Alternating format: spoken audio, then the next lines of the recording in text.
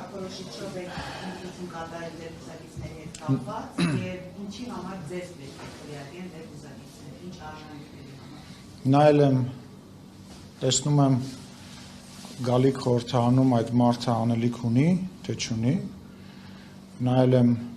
արդյոք այդ մարդը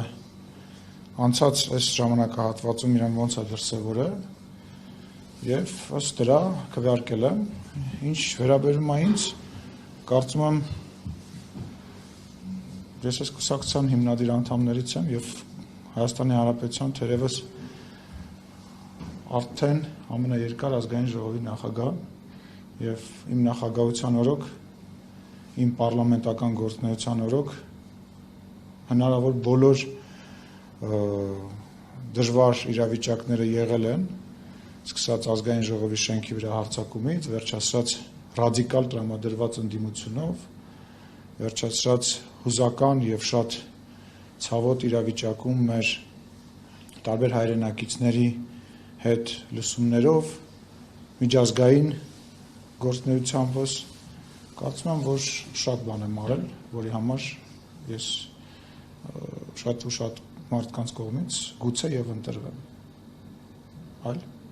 Պարսիմյան, ըստ ձեզ Գալիք ազգային ժողովում Հայկ Սարգսյանը ուներ, թե չէ։ Կարծում եմ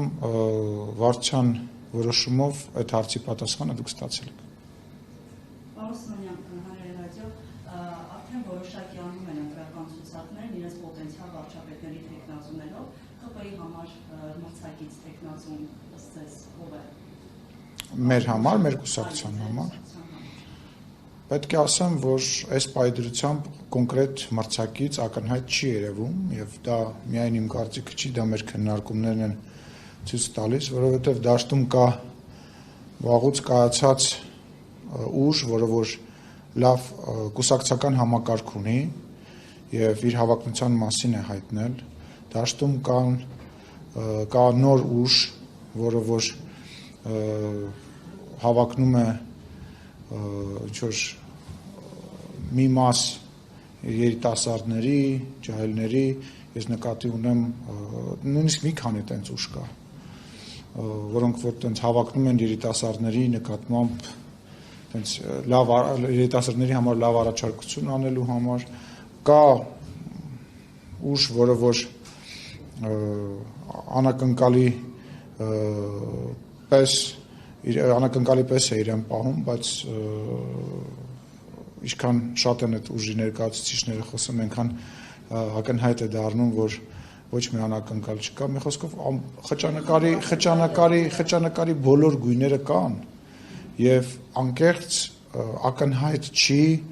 թե որն է իրական մրցակիցը, դրա համար մենք մշտապես ամենամեծ եւ ամենաառաջին մրցակիցը ինքներս մեզ ենք համարում եւ այն ասելիքը, որը որ մենք պետք է ասենք, որովհետեւ մեր խոսակցությունը Հայաստանի Հանրապետության ժողովրդի հետ ստացվել է եւ այդ խոսակցությունը շարունակվում է եւ շարունակվելու է,